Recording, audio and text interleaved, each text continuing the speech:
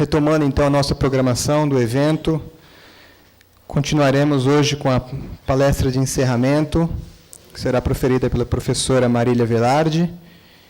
E, para moderar a mesa, eu convido a professora Silvia Amaral, da Faculdade de Educação Física.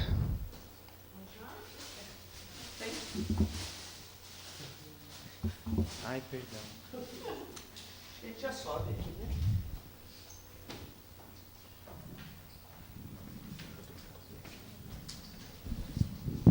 Você quer passar, Marília? Melhor, né?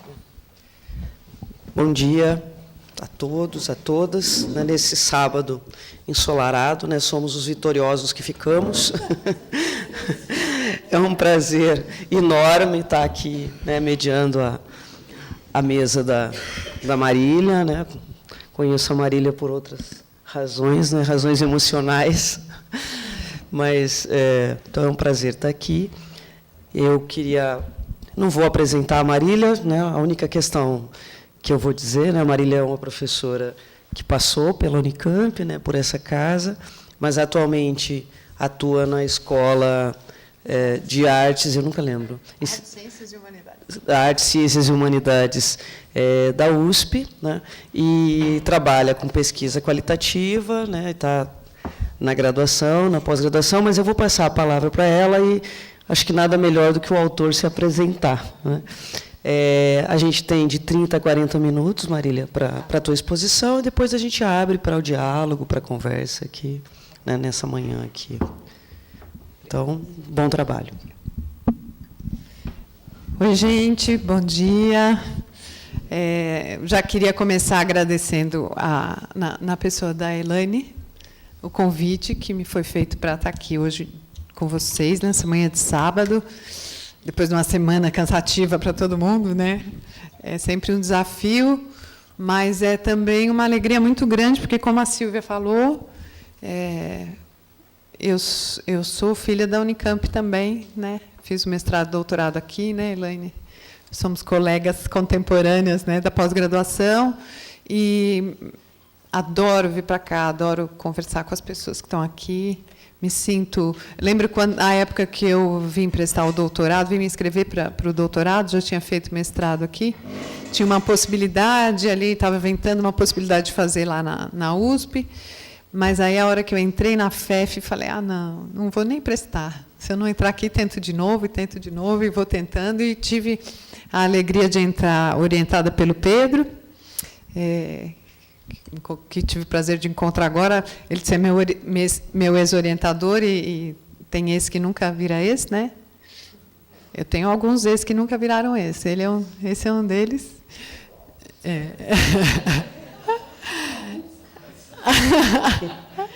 Em alguns casos, é verdade, em alguns casos.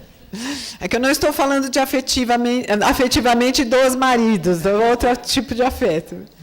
Marido foi só um por enquanto. E aquela brincadeira, A gente chega numa idade que você fala, se esse aqui não rolar também, fechei, Mas, então, é um prazer enorme estar aqui, e um prazer enorme também falar nesse evento, que eu acho que é... E aí fiquei pensando, vindo para cá, um evento importante para a gente, acho que desde a nossa formação, porque sempre foi um espaço de resistência, num campo de uma educação física que, às vezes, nos assombra com a sua capacidade de dar alguns passos para trás. Mas acho que a gente é também um pouco... A nossa área é também um pouco reflexo do nosso país, que gosta, de vez em quando, de colocar patins e andar para trás, Então, os eventos do Combrace, o Combrace, os eventos do CBCE são sempre espaços de reflexão crítica e de resistência. Então, fico muito feliz por estar aqui e muito honrada por fechar o evento conversando com vocês. Eu não costumo ler, mas eu achei que seria mais conveniente, até por conta do tempo, fazer um texto que não está super teórico, é um texto bem conversado, mas eu vou me sentir... nesse momento, talvez mais tranquila em ler esse texto, mas a gente vai parando para, de repente, elucubrar um pouco a partir dessa escrita. Então, eu vou começar, e aí depois a gente bate um papo, aproveitar que nós estamos num número pequeno, né, sobre essas coisas aqui que eu fui elucubrando. Então, eu começo dizendo para vocês que eu também, talvez por isso tenha sido a sugestão para o meu nome aqui, que eu trabalho com estágios supervisionados no curso de Educação Física e Saúde, na EASH, que é conhecida também como USP Leste, né? As pessoas tendem a se referir à USP, quando é o Butantã, né? E a USP Leste, como se ela fosse um apêndice, né? Uma coisa ali esquecida. Tem gente até que diz que é a USP Lost. A gente achava ruim, mas agora a gente até acha bom também. Deixa a gente lá quieta, porque melhor que... Né? Às vezes ser esquecido é melhor, né? Porque as pessoas deixam a gente mais em paz, né? Às vezes ser esquecido amplia o nosso espaço de liberdade, né? Mas o curso lá chama-se Educação Física e Saúde. Ele foi criado como um curso de Ciências da Atividade Física, mas, aos poucos, a gente viu que a vocação do curso era muito mais trabalhar numa perspectiva de formação para o campo da saúde pública e da saúde coletiva do que propriamente ficar no domínio das ciências, das supostas ciências da atividade física, né? E lá eu trabalho com os estágios supervisionados, com as disciplinas de estágio, estou supervisora de estágio, e com a disciplina de promoção em saúde. Mas eu já trabalho há quase 30 anos na área da educação física e eu venho de uma segunda geração de professores de educação física que adentrou o mundo do trabalho do fitness. E eu vi, aos poucos, a discussão da atividade física relacionada à saúde se associar a uma questão e, aos poucos, organizar-se numa outra direção, se não oposta, mas numa distinta proposição de ação na nossa área. A ideia de que aquilo que era a discussão central da educação física, que estava no campo da educação e no campo do ensino e da aprendizagem, se volta mais para a direção do treinamento para diversas faixas etárias. Então, a gente, aos poucos, passa a assumir como parte importante, se não fundamental, da nossa formação, a ideia de que o treinamento das capacidades físicas era mais importante para a maior parte da população do que o ensino de habilidades motoras e de conceitos relacionados à nossa área. Por outro lado, eu tenho me dedicado a aprender pesquisa qualitativa, influenciada pelos estudos da Escola de Chicago e pelas epistemologias decoloniais, epistemologias latino-americanas, brasileiras e artísticas, na busca de uma pesquisa que nós temos denominado de radicalmente qualitativa, e que alguns autores chamam até de pós-qualitativa, e eu também tenho trabalhado com artistas da cena. Tudo isso me constitui, como eu tenho aqui garantido uma posição de fala que me foi outorgada pela organização do evento, então essa minha fala é bastante enviesada, né? Eu posso falar por esses vieses todos e aí não tem saída, esses vieses vão acabar aparecendo. Como eu disse para vocês, eu estou fazendo algo que eu raramente faço, que é ler um texto que eu produzi, mas, na verdade, esse texto é produzido por muitas mãos, como resultado de reflexões coletivas entre mim, meus alunos do curso de Educação Física da EASH, os integrantes do grupo de estudos ECOAR, que é o grupo de estudos que eu coordeno lá na EASH, meus colegas, especialmente o Douglas Andrade, a Mariana Tsukamoto, que são meus colegas nos estágios e nas disciplinas relacionadas à saúde, e também os artistas e as artistas com as quais eu trabalho. Então, esse texto é resultado de um processo pessoal de reflexão sobre aquilo que eu penso e no que eu penso e tenho pensado coletivamente com as minhas alunas, os meus alunos, meus companheiros de percurso. E aí, assim, eu decidi organizar linearmente. Eu vou falar um pouco sobre o que eu tenho pensado em relação à formação dos nossos alunos, dos cursos de graduação e dos alunos da pós-graduação, futuros docentes universitários e pesquisadores da área. E eu penso um pouco em falar sobre formação, porque a ideia era pensarmos em quais são as perspectivas, né, de atuação. E eu não sei vocês, mas eu estou um pouco ansiosa com relação às perspectivas, né? Especialmente no campo da saúde. A gente vive um tempo de sucateamento das nossas instituições públicas, especialmente no campo da saúde, isso já vem acontecendo há algum tempo, e os discursos que tentam, a todo custo, desestabilizar a nossa noção de saúde tão bem estruturada pelo Sistema Único de Saúde, tem reflexo, obviamente, sobre a formação dos nossos alunos e a estruturação dos nossos cursos de graduação. Então, eu não consigo muito, primeiro, por conta, acho que do nosso momento mesmo político, pensar em perspectivas mais do que as próximas semanas, né? Mais do que os próximos 15 dias, acho que nenhuma de nós, infelizmente. Né? Mas eu consigo perceber que aquilo que vai acontecer a partir de 1º de janeiro de 2019 tem impacto fundamental sobre como nós atuaremos no campo da saúde na nossa área. Então, eu vou tentar conversar um pouquinho sobre essa ideia da nossa formação, da formação dos nossos alunos. A ideia dessa mesa propõe que eu fale sobre desafios de intervenção profissional. Quando eu recebi esse convite, eu já estava preocupada. Hoje, exatos 15 dias antes do primeiro turno das eleições, eu seguramente estou mais ansiosa e acho que compartilhamos dessa ansiedade e também em suspensão. Como pensar e falar em desafios para a intervenção em saúde se o próprio conceito está em movimento e, pensando no seu uso mais adequado, não sabemos de fato se ocorrerá alguma alteração fundamental que o retire dessa condição de conceito em movimento? A que se constrói na relação como um direito fundamental de toda pessoa cidadã brasileira, garantida pela Constituição de 98. De todo modo, é então necessário que ampliemos um debate relativo à noção de saúde como direito. Não é, como nós podemos supor, algo simples, e também não seria interessante estarmos aqui se assim fosse. Eu seguramente não julgo que a pleiade de temas que compõe a discussão proposta aqui possa ser tocada com profundidade por mim, pois a minha prática como professora e pesquisadora, na minha prática como professora e pesquisadora, e para mim é muito claro que eu sou professora em primeiro lugar, eu tenho tentado inverter as noções teóricas em relação à experiência. A ciência tem dito como devemos nos mover, quanto devemos nos cuidar e o que devemos temer. A ciência nos diz o que devemos investigar numa cidade como Florianópolis, numa cidade como Belém, numa cidade como Campinas, diz onde devemos nos mover.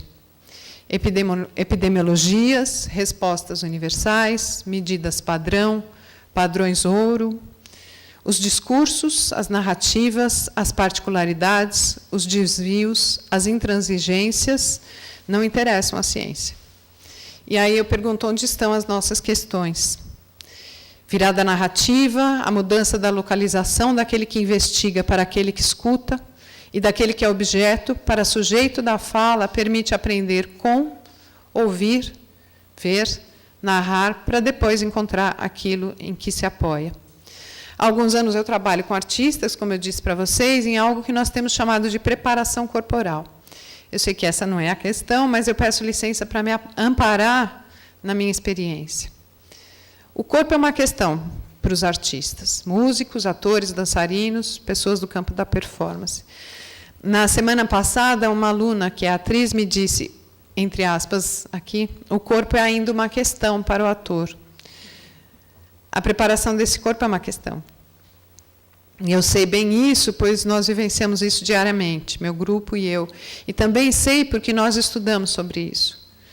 A preparação corporal para a cena nos aponta para distintas concepções, que vão desde uma ideia do que se espera para aquela manifestação em particular, passando pelo ideal de cena, teatro e performance que se tem ou que se espera. Um ator, uma atriz, ao encenar uma personagem como Hamlet, volta para casa e deixa a personagem ali. Mesmo aqueles norte-americanos que se utilizam da perspectiva de uma leitura discutível do Stanislavski pelos Estados Unidos, se despedem dessas personagens em algum momento, mesmo compondo do modo como se convencionou conhecer como de dentro para fora. Meyerhold, Grotowski, os mamulengos, os artistas dos bois, formarão as personagens de outro modo, de fora para dentro, e a experiência de ser outro termina na saída da cena. De dentro para fora, os artistas se livram das personagens uma hora ou outra. Nós, as pessoas da vida comum, não. Performances cotidianas num tempo estranho, de ditaduras estéticas e científicas implacáveis, de vigilâncias sanitárias e epidemiológicas em busca de riscômetros portáteis, como já nos anunciara Castiel. Qual é a nossa preparação corporal para a cena? Essa é a minha pergunta. A educação física tem centrado esforços em nos preparar de fora para dentro, de modo que sigamos um roteiro determinado. Nós ensinamos diariamente aquilo que devemos performar, o que devemos dizer, quais metas devemos declarar. Nossos diretores e roteiristas estão sempre prontos. E a filosofia pragmatista de Richard Schusterman e a sua noção de soma estética nos coloca uma seguinte questão: temos um corpo ao mesmo tempo em que somos um corpo. E ainda provoca: corpo é instrumento, mas também é lugar, espaço de acontecimentos, de histórias cidadãs. Quem determina o que deve ser performado nesse território? Talvez os estudos da performance do campo da sociologia, do recém-reeditado Irving Goffman, possam nos ajudar a compreender o que está por trás dessa conformação cênica. Cenários, figurinos, papéis, a preparação corporal para a cena. Como estão sendo formados os professores e professoras de educação física? Para continuarem a dirigir essas performances? Para definirem roteiros precisos e garantirem luz, câmera, ação? No teatro, a ideia de ator, criador é fato. Representação é quase um termo esquecido nessa arte, ou pelo menos está circunscrito a um tipo de teatro, a uma concepção para o gênero. Mas e nós? Nós estamos prontas para estimularmos as pessoas a encontrarem as suas personagens e a comporem de dentro para fora e de fora para dentro com base em quem são? Ou continuaremos a empurrá-los para as práticas de atividade física para interpretarem os papéis que nós queremos ou que achamos ideais, de modo a mantermos a casa cheia e os artistas e espectadores, aqueles que talvez um dia subam no palco, como nós estamos formando os nossos alunos e alunas? O que estamos discutindo em sala de aula em relação à saúde e ao trabalho com a saúde no campo da ação? Em quais disciplinas esses alunos falam sobre isso? Você pode colocar para mim os slides? Eu trago para vocês algumas falas, essa coisa de falar da pesquisa qualitativa e de ficar ouvindo demais os alunos, né? Às vezes a gente acha que eles falam melhor do que a gente falaria, né? Esse aluno é o Guilherme, que foi meu aluno ano passado na disciplina de promoção e meu tutorado de estágio.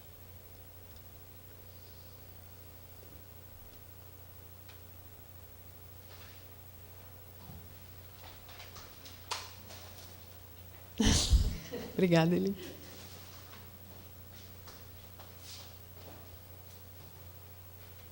Você pode colocar a próxima.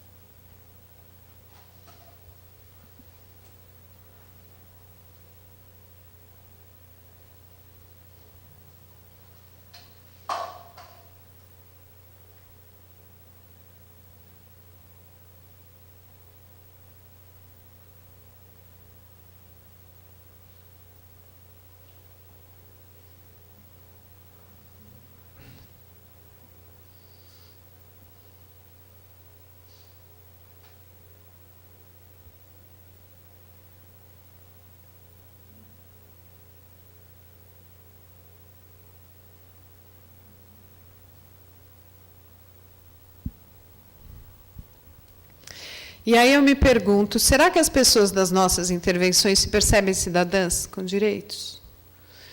Estamos ajudando a perceberem que é preciso garantir os seus direitos à saúde por meio da prática da atividade física e da educação física como mais um recurso e não como medida absoluta?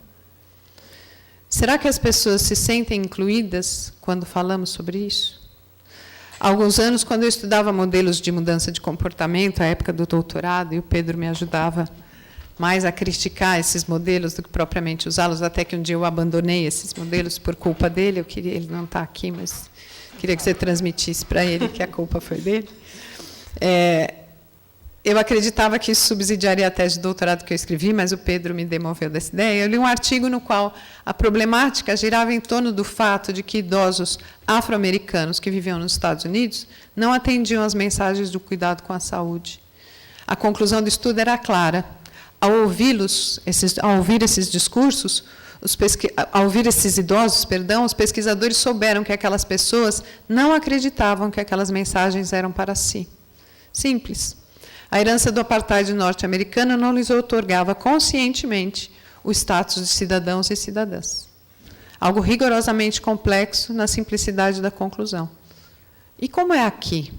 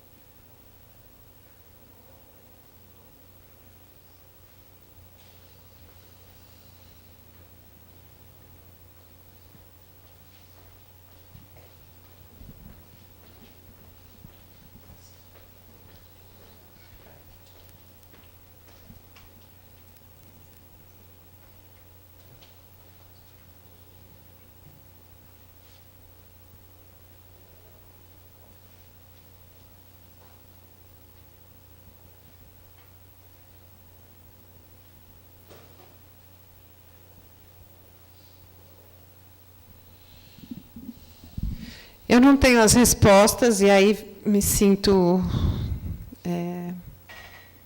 culpada quando os alunos chegam com essas perguntas. Não durmo direito e penso que no ano que vem eu vou dar aulas melhores para a gente não ter tantas perguntas e termos mais respostas. Mas talvez nenhuma de nós as tenhamos com certeza, talvez o ano que vem eu não tenha, talvez o ano que vem eu tenha menos perguntas e menos respostas. Ou, a menos que usemos o clássico modelo da culpabilização das vítimas, que o Fábio falou, que impera em alguma das áreas da saúde, denunciado há anos pelo Ideário da Promoção da Saúde. E a minha questão é, nós temos ensinado isso também aos nossos alunos? Os temos ensinado a serem pessoas boas e a se preocuparem com as outras pessoas? Temos ensinado os nossos alunos em sala de aula para trabalhar com saúde, para termos perspectivas de bom trabalho no campo da saúde como profissionais? Temos ensinado os nossos alunos a serem empáticos? Se a saúde é um direito, é igualmente um direito lançar mão dos meios que permitem garanti-la. Qual tem sido as nossas preocupações? A garantia inalienável de todo cidadão e cidadã brasileira de ter saúde tem sido nossa bandeira, ou a nossa luta tem sido em busca de uma atividade física para a saúde? Advogar pelos direitos das pessoas fazerem atividade física para a saúde é o mesmo que falar em favor da atividade física para a saúde? Quais modos devem ser discutidos para que a nova geração de professores e pesquisadoras se envolvam com a tarefa de garantir o direito das pessoas? Se o direito à saúde tem sido atacado, por exemplo, na precarização do atendimento público e no muitas vezes subliminar incentivo ao atendimento privado, outorgado pelos mecanismos de saúde complementar, que, se não é um mal em si mesmo, estremece a garantia ao direito da maior parte da população brasileira que vive na dependência da sorte de não adoecer, ou, como temos muita fé, na crença de que um Deus as proverá de boa saúde, será que os nossos alunos também não estão sendo formados nessa lógica? Se as disciplinas que oferecemos na graduação, será que as disciplinas que oferecemos na graduação são suficientes para que nossas alunas e alunos acreditem que a saúde é um direito? Confiam? Desejam o SUS para o país? Desejamos aprimorá-lo, trabalhar nele e com ele? Nossas alunas e alunos têm se engajado nas lutas pela manutenção do sistema? Tem se organizado para intervir onde o sistema não chega, para além dos locais que vendem a saúde como um bem de consumo? Nós temos conseguido mobilizá-los para a luta? Por outro lado, na formação dos pesquisadores, quais investigações nós estamos fazendo para dar conta disso, para valorizar essas falas dissonantes, esses desvios com os corpos das pessoas gordas que teimam em serem saudáveis, belas e felizes, contra todos ou quase todos falaciosos discursos, se não falaciosos, pelo menos parciais, das medicinas, das epidemiologias ou de uma certa educação física. Os discursos saudáveis sedentários, então, temos estudado, que optam por distinguir ser de estar. Será que já não passou da hora de olharmos para esses discursos rebeldes, fora da curva? Nós temos estudado isso na pós-graduação? Temos feito pesquisas e investigações que se debruçam sobre os autores e sobre os atores e sobre suas performances, esses atores de verdade da vida cotidiana que fazem a performance do dia a dia? Ainda que nós façamos pesquisas ditas qualitativas, nós temos subordinado os modos de ação, as atuações, representações e performances a modelos teóricos, a métodos verticalizados, que analisam aquilo que vem e ouve, o que deve ser visto e ouvido, segundo as teorias e os métodos consagrados, mas não aprendemos ainda a ver, ouvir e a interpretar aquilo que é performado e como é performado. Nós temos interpretado pouco, temos trazido de modo quase incipiente as interpretações das cenas e performances cotidianas para dentro da academia. Buscamos ver e compreender o que os modelos investigativos nos dizem para ver, o que os teóricos nos dizem que é preciso ver e compreender. E tudo isso contribui para um tipo de formação que reverberará num ou em algumas formas de atuação profissional daqui para frente. Temos ido aos campos de investigação para ouvir, compreender, analisar e, quando estamos muito envolvidas, nos movemos para propor novas saídas, novas sugestões, melhorias para a prática daquele campo. A academia nós a perpetuamos, aquela que até ouve, mas diz que dá a voz, mas que não garante o lugar da fala. Que determina, sabe o que deve e pode ser feito, pois tem as ferramentas intelectuais e tecnológicas. Escrevemos, nós também, novos roteiros, que talvez nunca sejam verdadeiramente encenados e interpretados, mas pelo menos marcamos os nossos pontos e nos mantemos vivos na área 21. Os movimentos sociais dos trabalhadores, os movimentos queer, LGBT, os movimentos negros, desenvolveram métodos de conversação com as realidades, porque os seus investigadores estão imersos nas questões que lhes são mais caras e nos mostram em cada ação cotidiana como devemos investigar as questões mais urgentes, como podemos propor investigação radicalmente ligada ao campo, como podemos garantir o lugar da fala e como trazê-lo para o centro dos lugares onde, de fato, alguma condição possa ser criada para que aquelas pessoas tenham possibilidade de viver as suas vidas de modo mais justo, equânime, democrático e saudável. Nós, muitas vezes, temos comunicado as pesquisas que fazemos aos atores do campo, que generosamente nos deixam escarafunchar as suas vidas cotidianas, mas raramente nós temos tomado para nós a responsabilidade de ouvir de modo legítimo aquilo que eles nos dizem. Nessa volta ao campo para dizermos aquilo que descobrimos e que eles não sabem sobre si, nós muitas vezes olhamos para fisionomias descrentes e desanimadas. Não era isso que importava ao campo. Não estamos nos engajando com as causas legítimas das pessoas. Não ouvimos e aceitamos a fala dos obesos felizes sobre sua opção em não fazer atividade física, ainda que estejam conscientes do seu papel para a saúde. Não nos contentamos com isso, mas buscamos compreender as barreiras, os motivos escusos por trás dessa decisão. Nós mesmas fazemos pesquisas desconectadas da vida, porque nos propomos mais a sermos fiéis aos métodos, teorias e epistemologias clássicas do que aos discursos e narrativas da vida cotidiana. Antes de assistirmos, nós queremos propor o roteiro, dirigir os atores, escolher a melhor cena e parar o movimento no melhor take, no mais perfeito enquadramento, para conseguirmos publicar aquilo que temos que publicar. Nós não temos formado os nossos alunos assim? Que perspectivas nós temos para atuação na nossa área se formamos as pessoas para serem assim?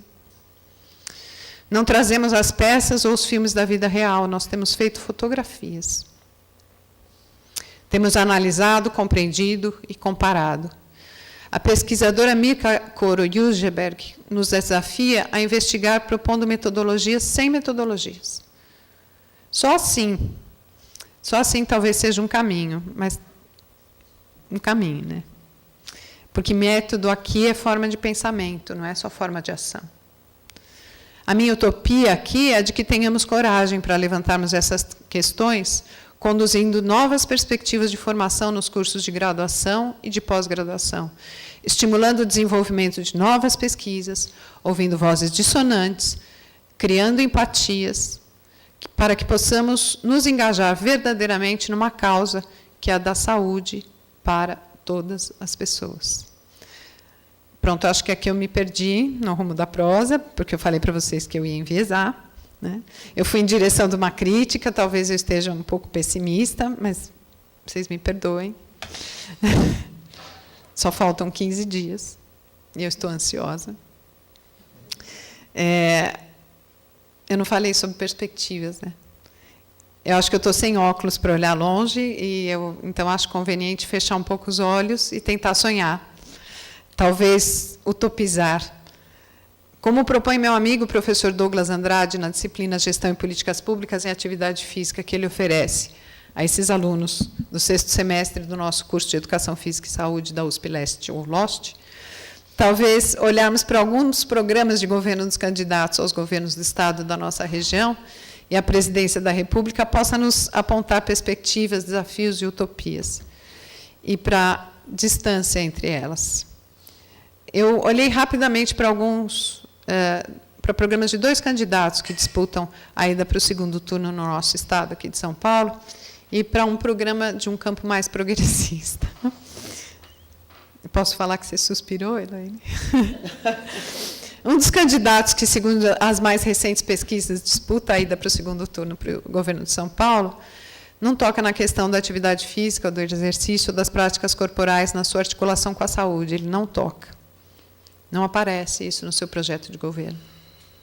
Apresenta o termo esporte 19 vezes, em todas essas vezes o considera como meio, instrumento para. Não é prática para a pessoa que é, mas a prática para a pessoa, mas é uma prática para que a pessoa seja. Qual é a nossa perspectiva de atuação segundo essas diretrizes postas nesse plano de governo? Rompemos ou aceitamos?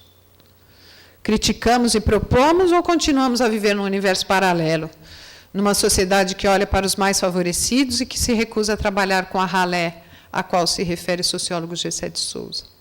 Somos assistencialistas na pior e mais nefasta acepção do termo, ou nem isso?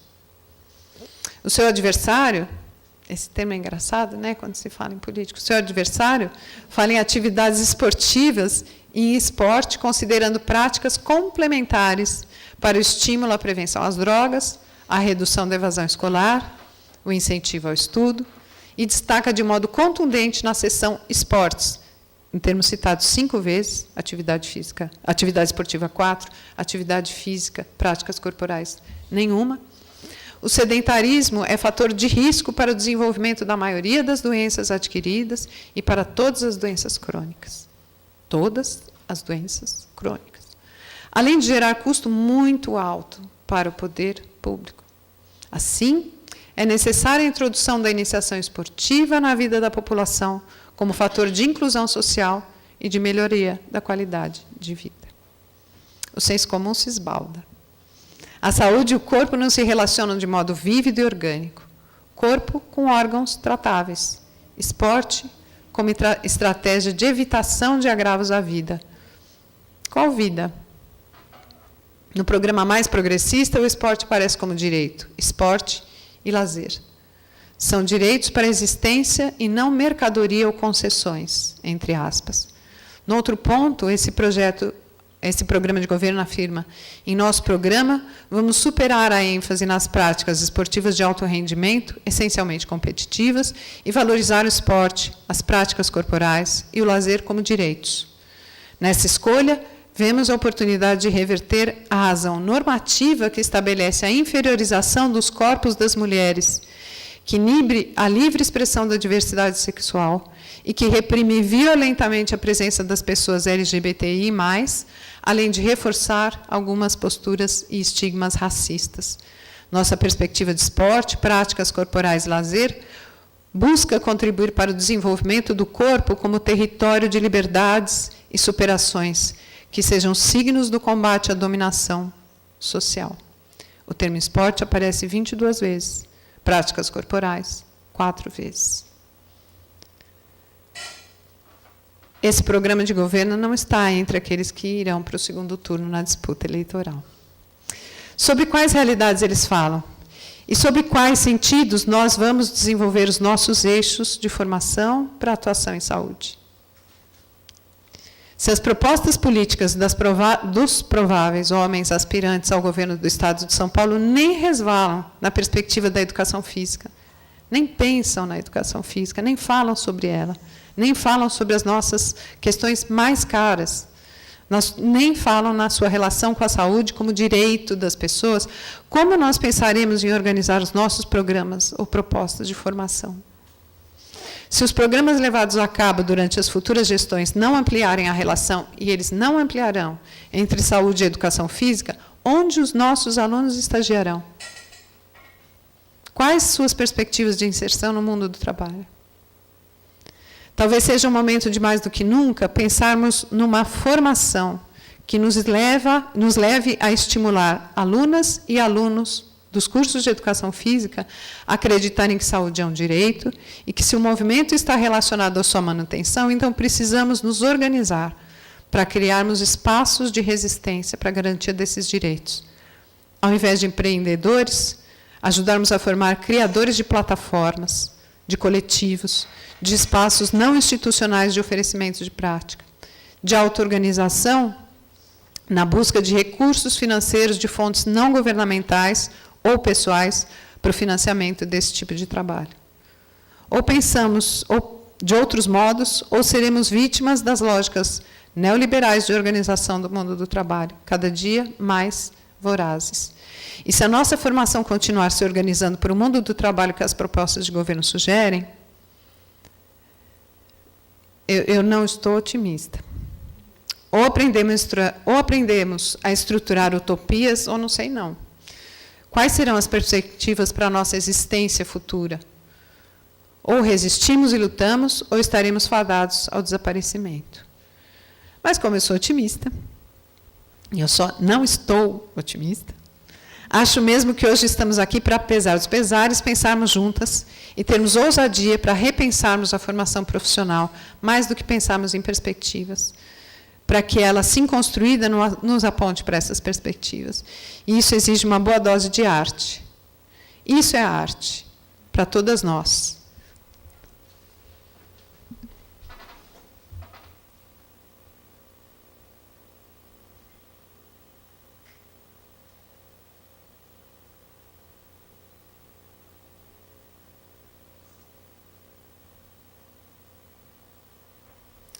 Ajudar nossos alunos e alunas a responderem essas questões é mais um exercício de criação artística do que propriamente um exercício de proposição.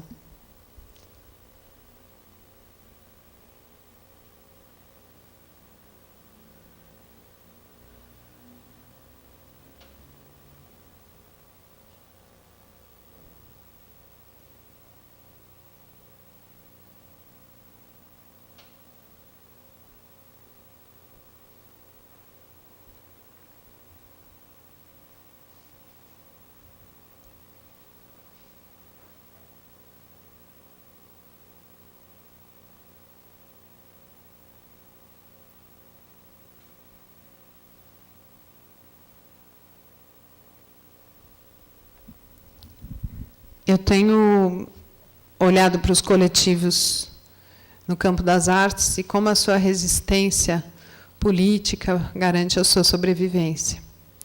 Como os coletivos no campo das artes, por esse Brasil afora, têm mantido a sua identidade e têm conseguido, apesar dos pesares e das políticas nefastas no campo da cultura, têm conseguido sobreviver e têm nos levado a lugares inimagináveis em termos de reflexão crítica e de crença de que as coisas podem mudar. Isso é a arte, para todas nós um desafio, mas como nos inspirou o dramaturgo Plínio Marcos, a arte não deve habitar os corações medrosos. Muito obrigada.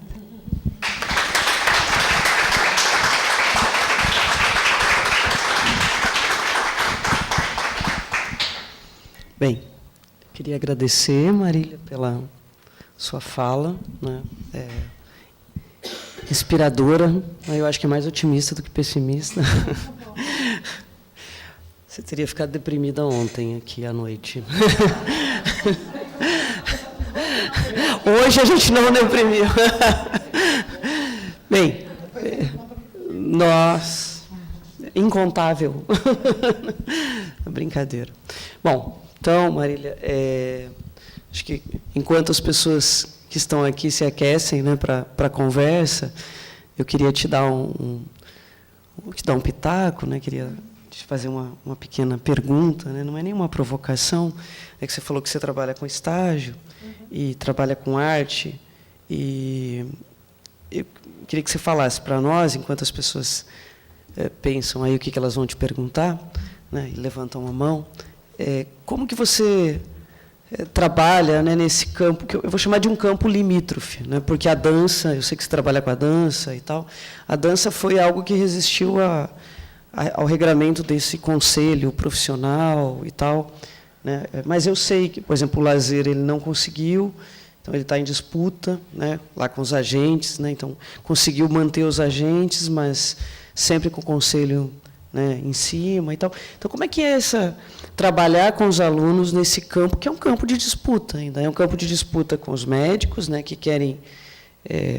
né, afirmar quase que o ato médico, né, de que sempre tem que passar por eles e que eles que sabem, como que é a disputa, né, de o professor de educação física lá com o artista, com o bailarino, com a pessoa que trabalha com o circo, enfim, com todas aquelas pessoas que vivem a prática corporal e que necessariamente se auto-outorgam, né, a possibilidade de trabalhar nesse campo. E como é que fica isso, né, com todo esse cenário, né, que a gente está vendo, né? Na verdade, ontem a gente teve uma mesa sobre o conselho profissional e eu perguntei justamente isso. O conselho profissional, na verdade, eu não tive resposta, mas tudo bem. Mas como que se dá essa diversidade? Quais são os tensionamentos? Quais são as possibilidades para a formação desse aluno, né? Porque na faculdade aqui eu trabalho com a disciplina de política, a gente sempre recebe dos alunos: mas professor, eu vou fazer o concurso em tal lugar, eu tenho que ter CREF. E o que vai me resolver? Professora, eu trabalho com dança, e aí eu fico naquele meio termo. E aí a dança também aqui teve um certo quiprocó, a parte toda da educação física, enfim. Queria que você falasse um pouquinho, porque você fala do lugar do artista, né? Então, eu queria entender um pouquinho como é que fica tudo isso lá na tua supervisão de estágio, porque eu sei que lá na saúde isso ainda não está totalmente resolvido, né? A educação física ainda é a 17ª profissão, né? E não é simples, né? Enfim, então eu queria te ouvir um pouquinho enquanto as pessoas se inscrevem, né? A Elaine já está inscrita. Como a gente tem tempo, Elaine, acho que ou você quer emendar na minha? Então, Marília. É verdade que você me perguntou isso. Porque esse é um tema difícil, né? Porque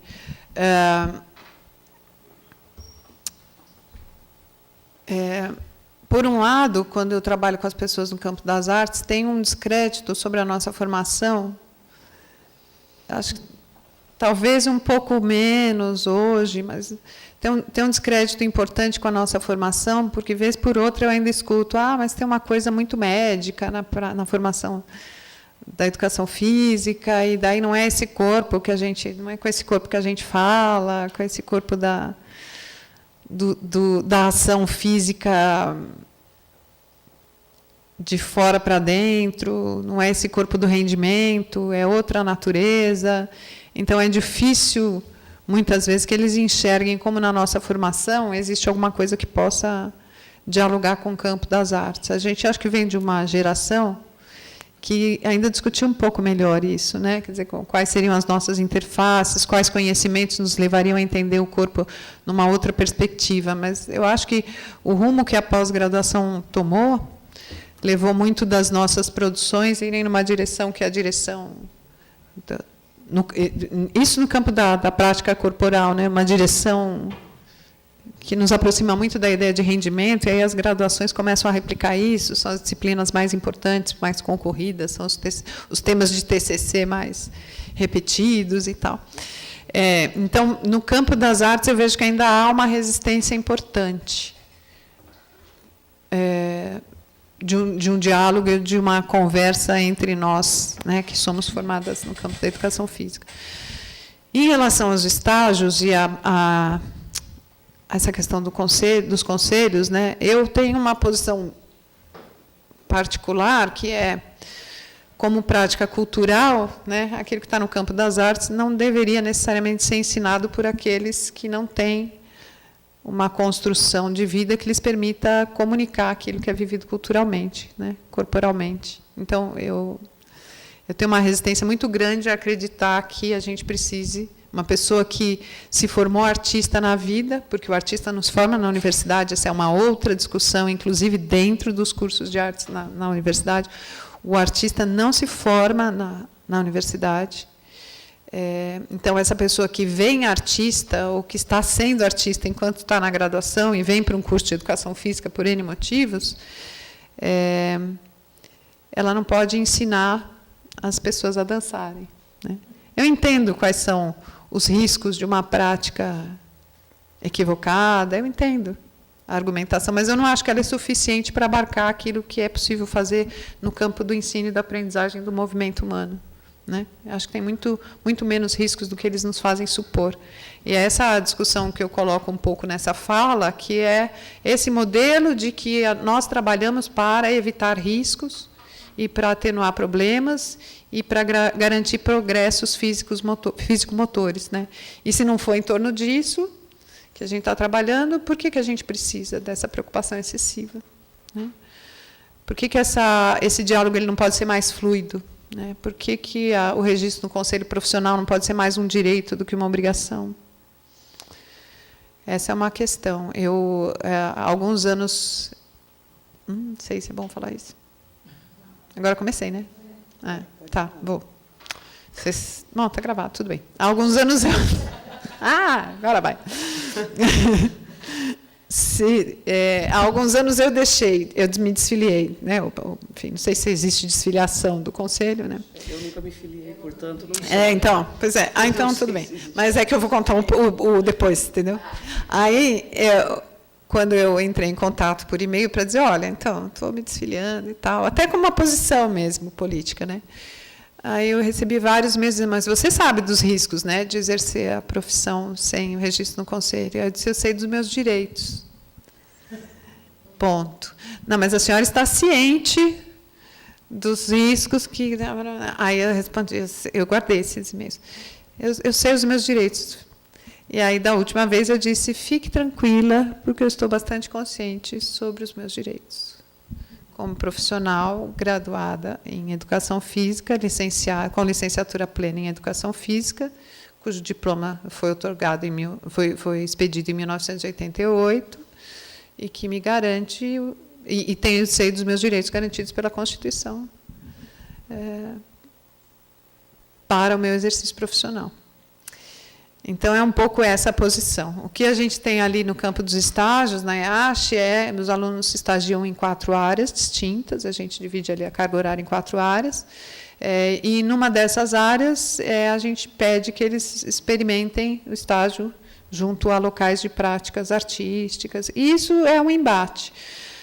Mas um caminho que eu tenho feito, quando esses alunos vão, por exemplo, estagiar, fazer algumas horas de estágio numa companhia de dança,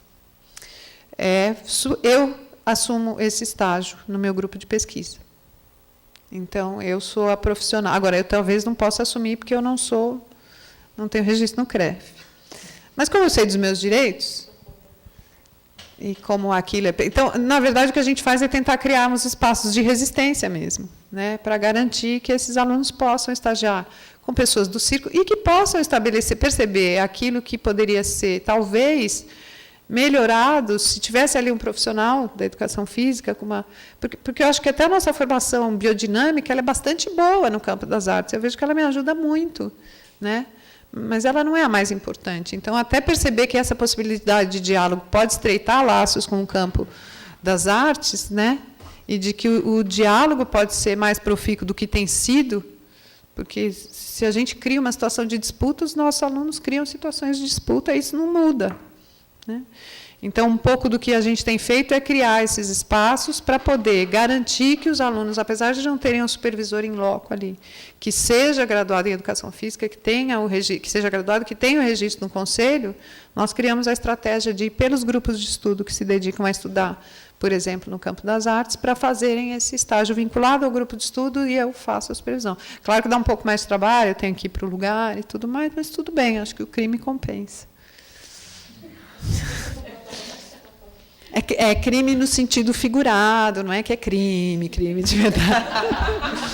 Cuidado, hein? Uma metáfora. Esse esforço compensa, muito bem. Acho que fica melhor. Depois edita, né? Tira o crime. Põe. Você transmitindo ao vivo. Já, tudo bem. Eu sou uma pessoa de metáforas, né? Brincadeira. Essa hora ninguém está assistindo. Ninguém está vendo. Nós não está vendo, presidente.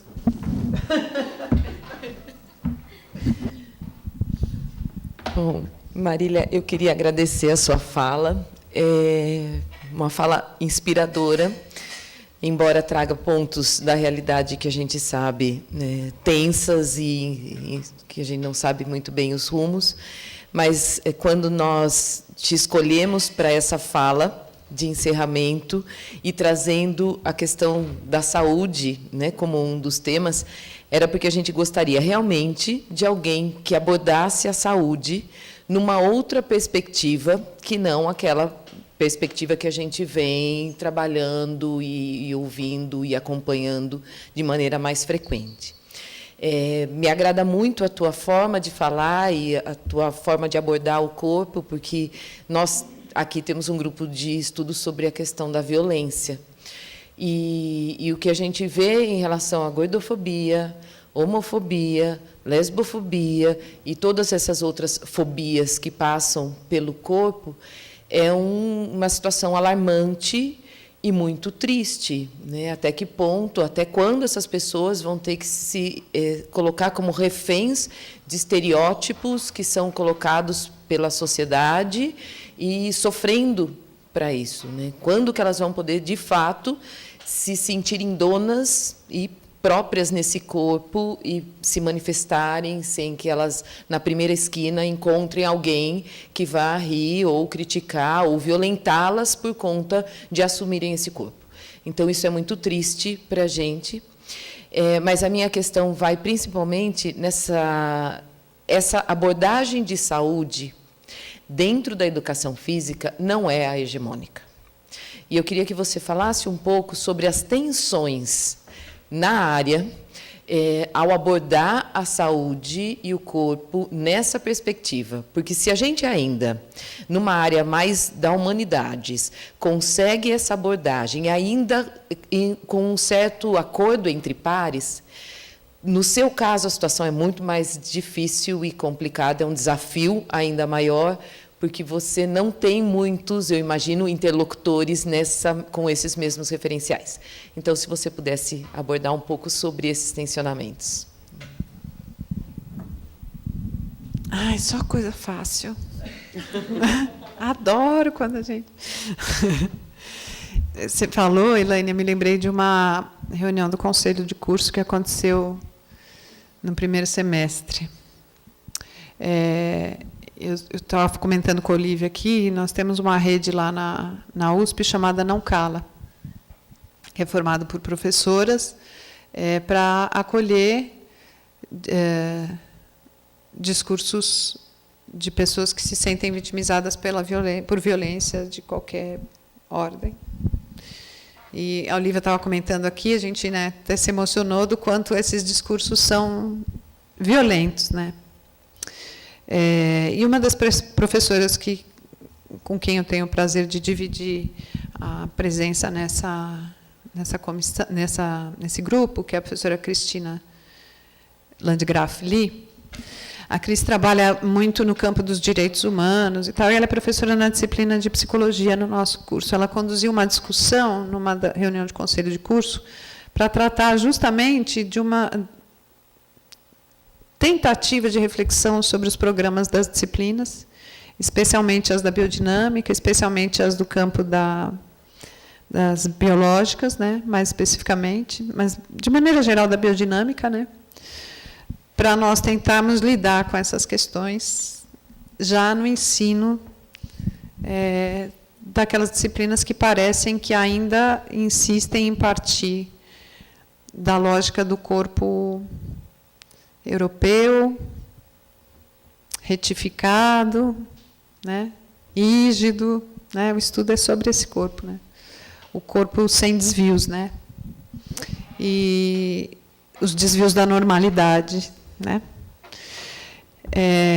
e essa, você não pode imaginar o que foi essa reunião, acho que você pode imaginar o que foi essa reunião, mas nós temos problemas muito severos no nosso ambiente ali, de pessoas que reforçam de maneira muito incisiva os preconceitos e propagam o preconceito sobre qualquer outro tipo de corpo que não seja aquele almejado pelos padrões ouro de saúde, estética, rendimento, rigidez e assim por diante. Então, não é uma conversa fácil. Eu converso até com também colegas do campo da saúde pública e o quanto esse discurso também é difícil na atenção em saúde pública por parte do pessoal treinado no campo da saúde. Quer dizer, se a gente tem um sistema de saúde que diz que é preciso de acolhimento e é preciso de humanização do serviço, é porque tem alguma coisa muito errada na gente como ser humano, né? Você precisa dizer que o serviço em saúde, que a atenção em saúde precisa ser humanizada, né?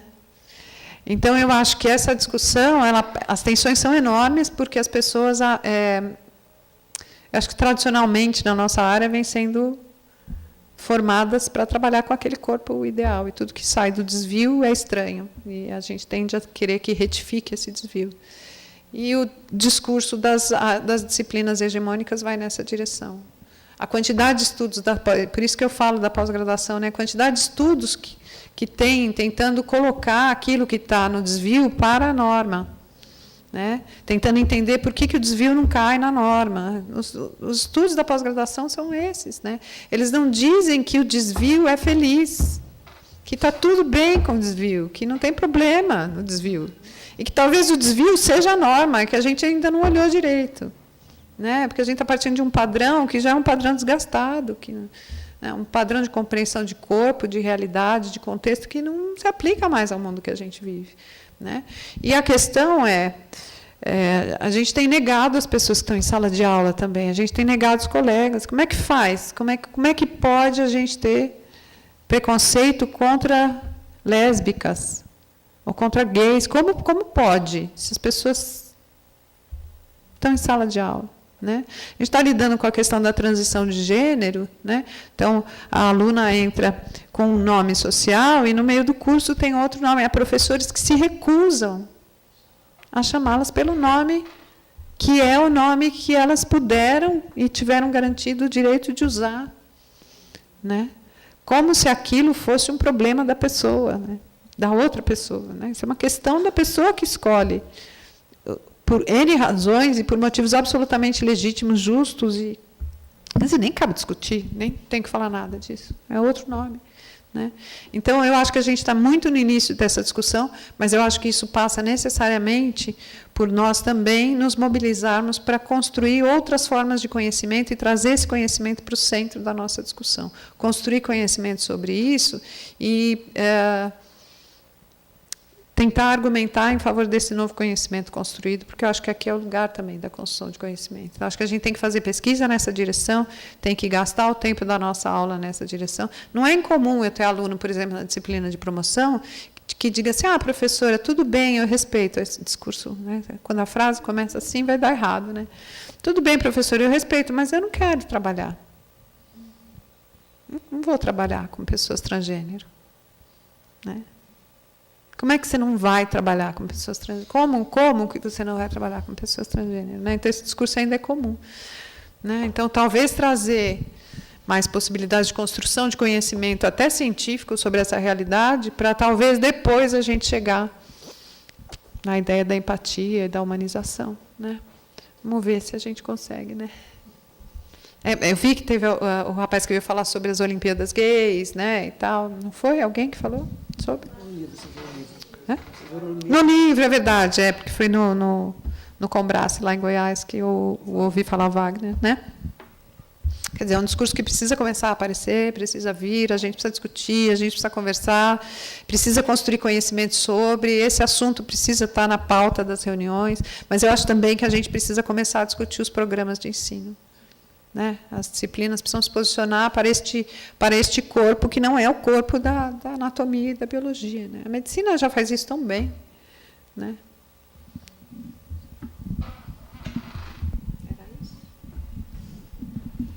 Mais alguém? A gente ainda tem 20 minutinhos. Eu tenho. Faz uma foto. Não sei se vai ser foto. Não sei te dizer. Primeiro, gratidão. Te ouvir, gratidão. Eu sou muito culpada. Sou muito culpada. Primeiro, eu queria dizer que você não precisa... Assim, eu acho que o esforço é contínuo, mas você não precisa mudar as suas aulas. Assim, você não precisa se questionar de que você precisa ter mais respostas do que perguntas, porque se essas pessoas estão falando isso, eu acho que seu trabalho está sendo bem feito. Sobre o que a Elaine falou sobre você não estar numa posição hegemônica, você falou de personagens, e eu me lembrei de uma personagem, que eu não sei se vocês conhecem, que é uma personagem que chama Bartleby, do Herman Melville, o escriturário. Né? E o Bartleby é uma personagem que coloca em questão todos aqueles que estão à sua volta, à medida em que ele prefere não fazer. Né? I would to prefer, não, we would prefer not to, né? Ele prefere não fazer. Eu vou só, né, dar uma contextualizada, que é o chefe dele pede para ele é um escriturário e o chefe dele pede para ele fazer algumas coisas e ele diz que ele prefere não fazer. E como é que você, enquanto chefe, na posição de chefe, né, você lida com isso, né? E a questão do livro é essa, né? E enfim, no final do livro, o escritório se desfaz, porque não há possibilidade de caber isso. Eu prefiro não fazer, não há possibilidade de caber essa fala dentro de um escritório, não há possibilidade de caber essa fala dentro de espaço algum. Né? E eu acho que essa posição não hegemônica ela é muito boa. Essa posição Lost, da USP Leste, ela é muito boa, porque ela dá a possibilidade que eu prefira não. E eu queria que você, se você quiser, né, que você dissesse dessa posição, sabe? De que não, você já disse, né? A sua fala é toda essa, né? E à medida que a gente tem um programa de governo, como você disse, né, de uma professora, né, deve ser, né? Acredito que seja, né? Universitária. Ela não está na USP Lost, né? Mas ela está quase lá. Ela está quase lá. Como é que ela tem a possibilidade de nos colocar questões, né? Essa posição não hegemônica, eu acho que ela tem a possibilidade de nos colocar questões. E os seus alunos te colocam questões, né? Que te movimentam, né? E eu queria que você dissesse desse lugar não hegemônico. E com um olhar otimista como você é, né? Porque eu também não acho a sua fala pessimista. Mas eu também estou desesperada com esses 15 dias. Né? Ontem eu pedi para o meu marido ler essa fala, e ele não leu. na verdade. Ele foi passando e falou, nossa, 7 páginas. De preguiça. Mas ele falou, credo, está todo mundo nessa vibe também, não vai ficar mal você falar assim. Eu falei, não, as amigas estão lá, e aí tudo bem. A gente, né? Que bom que vocês... Não, porque eu vim com essa coisa, né? De que talvez estivesse um pouco pesado e tal. Eu acho que essa coisa do não hegemônico sempre foi uma busca minha mesmo, assim, de ir para o lugar mais escondidinho. Eu costumo até falar para os alunos, quando eu trabalhava mais com a licenciatura, que bom que ninguém liga para a educação física. Eu acho ótimo, porque assim deixam a gente em paz, né? Porque quando ligam quando ligam é o conselho que liga, né? Ou é a norma que diz que não devia estar fazendo daquele jeito, tinha que fazer do outro jeito. E a gente trabalha com uma situação tão viva. O melhor lugar do mundo é a sala de aula. É o melhor lugar do mundo. Eu assim, não tenho dúvida disso. Eu sempre reluto muito a vir assim, conversar em lugar grande, porque eu falo, não parece aquilo onde eu me sinto bem, né? Porque tem uma outra relação e tal. Mas a sala de aula é o melhor lugar do mundo. Porque a hora que você abre para alguém falar alguma coisa, vira qualquer coisa aquela aula. Ela vira qualquer coisa. Você sai do script, aí depois se preenche lá e fala que fez. Né? Mas não fez. Né? Às vezes não faz. Às vezes o programa toma outro rumo. Esse negócio de fazer planejamento fechado do jeito que a gente faz a priori é uma bobagem, né? Porque a gente tem ali as possibilidades por onde a gente quer circular, mas, de fato, por onde a gente vai circular é muito errante, né? Essa nossa ação como docente. Então, eu me sinto muito bem na USP Leste, primeiro porque a gente transita muito lá entre os cursos, isso é uma realidade, somos 300 professores, não temos departamento, é um caos, e também é bom por isso, né? Porque a gente pode transitar muito, porque as disputas de poder elas estão um pouco mais dissolvidas, porque como você não tem um departamento para cada curso, você tem menos espaço para as pessoas ocuparem poder. Né? Porque você não tem ali chefe, todo cantinho ali de 4, 5 professores, não tem uma disputa por quem vai mandar em quem ali naqueles 2 anos. Então, o funil é mais apertado, restringe mais, e aí também podemos considerar que a briga lá em cima é feia, né? Porque tem mais gente para menos possibilidade de... Mas aí tudo bem também, deixa eles brigarem lá.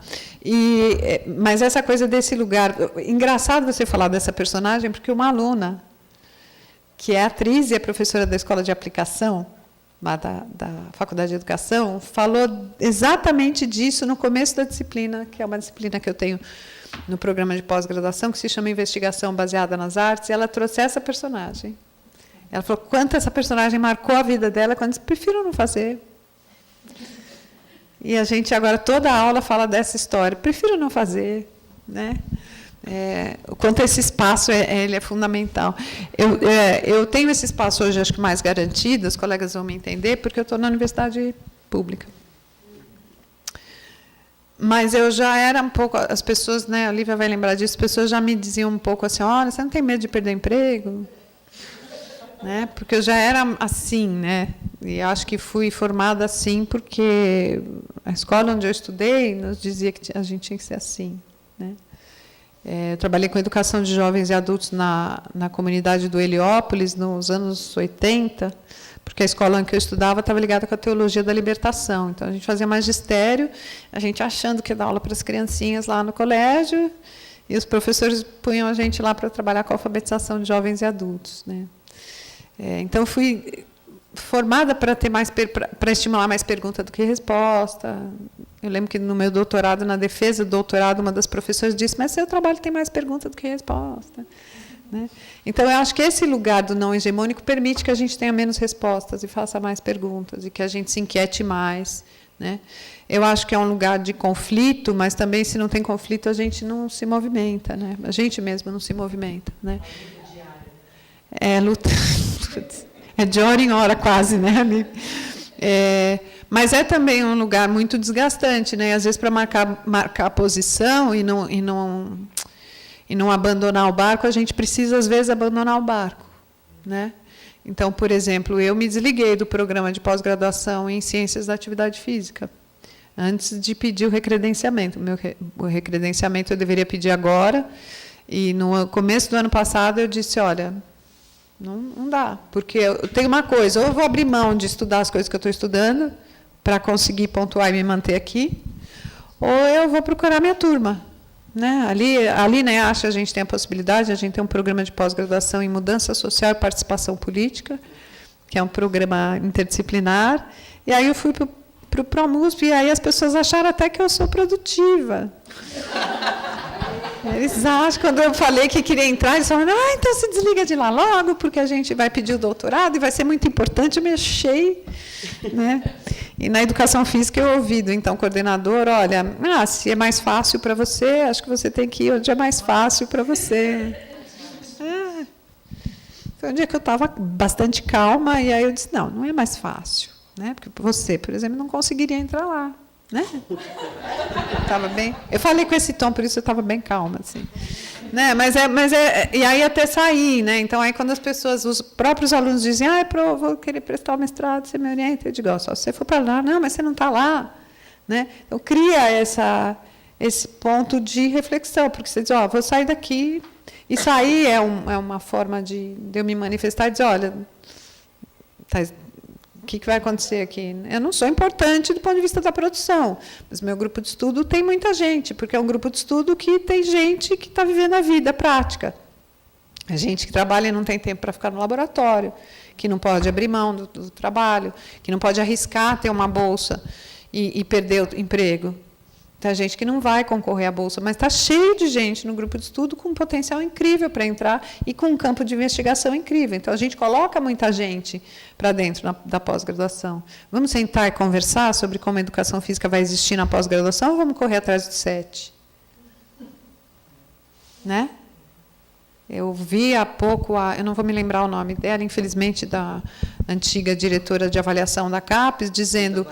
Rita Barata, ela disse, a pós-graduação está estourando porque os programas de pós-graduação querem estourar. É culpa nossa. E faz quanto tempo que a gente está dizendo isso? Vamos parar com essa loucura por essa nota. Né?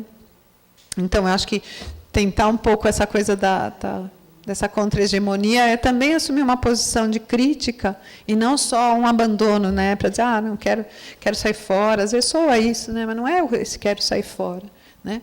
Outra coisa é garantir que as pesquisas que a gente faz na área estejam em conformidade com aquilo que a gente acredita, com o modo como o campo é, e acreditar que haverá espaço na medida em que a gente faça bem essas pesquisas. Né? Em que a gente construa aquilo que o pessoal lá da Escola de Chicago costuma falar, construa comunidades interpretativas, que a gente se fortaleça entre a gente. Né? Que esse discurso contra-hegemônico, ele tem a força nas instâncias em que a gente pode chegar. Né? Eu acho que a gente pode muito assim com esses movimentos. Né? Eu acho que a gente pode muito. Foi? Eu acho.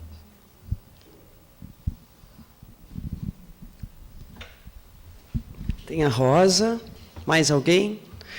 No final, na abertura do Congresso Mundial, um ator famoso, não me lembro o nome, deu um branco. O Lima Duarte declamou um poema, né, do Saramago lá, que para conhecer a ilha, a gente precisa sair da ilha. Né? Não sei se você conhece, sabe? E é isso, né? Tem uma fala do Saramago no filme... como é? À Primeira Vista? Sabem qual é? Sobre pessoas que têm dificuldade de visão e tal. E tem uma fala do Saramago que ele diz que... Não, ensaio a seguir. Não? É um documentário sobre pessoas... A Primeira Vez. E ele diz... É super interessante, é um documentário, ele diz assim... Primeiro ele fala dos olhos do Romeu, sabem? Enfim, mas não é esse o assunto agora. É que é lindo esse trecho. Mas ele diz que ele, quando menino, ia para um teatro em Lisboa, o Teatro de Ópera de Lisboa, e ele dizia que tinha uma vista maravilhosa do teatro, incrível, e que ele sempre se sentava naquele lugar porque ele queria aquela vista, porque aquela visão era linda, e aquela perspectiva era maravilhosa e tal. E um belo dia ele foi por trás e viu que não era tão lindo assim, né? Porque todo teatro tem uma coxia esquisita, né? As coxias não são bonitas, nunca, né? E aí ele disse que deu a volta, e ele... para conhecer as coisas, há que se dar uma volta. E há que se dar uma volta completa, né? Então, tem um pouco isso também, né? Essa coisa de que, às vezes, circular e não estar nesse lugar ideal ou hegemônico é bom, porque talvez ali que a gente conheça a coisa, né? Falando em Saramago. Rosa.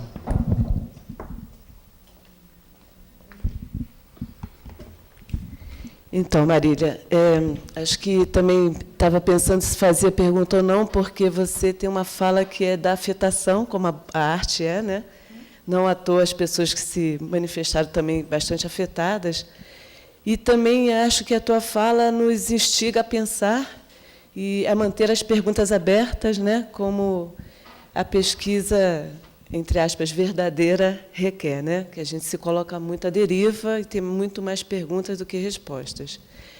Mas eu queria que você compartilhasse um pouco, aí eu já começo pela pergunta e vou justificar, compartilhasse um pouco nessa mesa de encerramento de um encontro regional, né, do CBCE, o que você expressa como pistas para a gente continuar caminhando dentro dessa entidade, né? Para mim, você já expressou algumas, mas eu queria que você nos dissesse quais, para você, quais são as mais importantes, né? Já expressou várias, né? Para a gente continuar nosso trabalho, tanto quanto cada um na sua singularidade das suas relações de trabalho, dos seus cotidianos, assim como na manutenção aí da nossa instituição científica, né? E falo isso, vou fazer também, me permitir fazer 3 destaques pela afetação que tu me provocas também, que um é que, nesse momento que a gente vive de uma crise intensificada, né, é como se nós estivéssemos no Passo da Cegonha, né, que tem um filme espanhol que é maravilhoso, que fala isso, o Passo da Cegonha, que o próximo passo, você tem a oportunidade de, na crise, para tudo, vou pensar onde eu vou colocar esse meu pé, né, para frente, para trás, para o lado, né, onde vai ser o próximo passo, né? Porque, às vezes, numa situação de certo conforto, a gente dá umas passadas sem pensar muito, como me parece que a gente estava muito acreditando que alguns direitos estavam tão consolidados que a gente não disse aquilo que é só por hoje, né? E aí a gente estava... Então, uma impressão minha é essa. A outra... só compartilhando 3. A outra é que eu trabalho na Universidade Federal Fluminense, em Niterói, uma cidade do Rio de Janeiro, e que nós nos dizemos um curso contra-hegemônico, mas que trabalhamos com a perspectiva da promoção da saúde, né? Não só aquelas pessoas que estão na disciplina restritamente relacionadas à saúde, no primeiro olhar, mas como uma questão que, justamente pela perspectiva ampliada pelo campo do direito, atinge a todos, né? Mas, óbvio que isso não é simples, que eu costumo dizer também que é só por hoje que a gente mantém isso, porque as pressões são várias, e inclusive porque, e aí vem o terceiro comentário, a gente, me parece que, como pesquisadores e pesquisadoras, a gente também trabalha cotidianamente com a desnaturalização da vida, né? E aí isso, por inferência, vai por tudo, né? Coordeno um grupo de pesquisa que vem pautando as suas discussões, especialmente pela filosofia da educação, que pode um corpo, né, para questões da corporeidade, e também por trabalharmos com a hipótese de que isso é a base da educação física, né?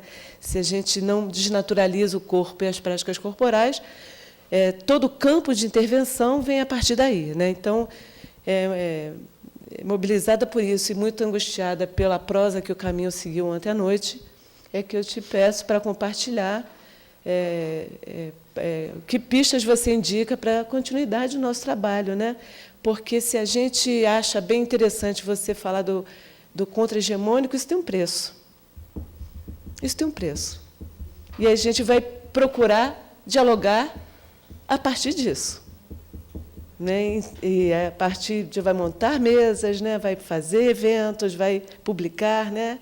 E aí eu queria dizer a vocês que eu estou participando aqui com a interesa de que quem é coisa, a Vera, não a brinca, né? E por mais que esse a Vera seja extremamente afetuoso e amoroso, porque isso também é revolucionário, né? Então, te agradecer, né, dizer que nos conhecemos hoje, mas, com certeza, de longas datas, somos parceiras, né? E que vida longa a esse trabalho que você faz. Agora estou obrigada, Rosa. Imagina que linda. Ela não estava aqui ontem. Isso que eu ia falar. Uma hora que o professor Medalha, ele falou que no tempo dos militares e que os militares seriam bem-vindos de novo, porque no tempo dos militares sabia-se fazer esporte e educação física. Nossa, foi tenso mesmo. Vocês falaram que tinha sido tenso. Eu pensei que fosse alguma coisa em termos de regulamentação, mas foi essa. Mas a gente já tem outras coisas também, inclusive as nossas escolhas. Enfim, mas só para te situar. Não, mas é para situar, porque a tensão foi de provocar. E aí depois ele falou, não, eu estou brincando. É só para ela entender. Pronto. Porque eu não estava entendendo mesmo e eu não achei que tivesse sido caminhado por aí, né? Mas também por aí. 17, assim, no peito, sabe? 1,17. Não chegou. Né? Isso. É difícil, né? E esse discurso não é solitário, né? Não. Eles perderam a vergonha, né? Eu acho que é um pouco isso que aconteceu. A gente ainda está bem envergonhada, né?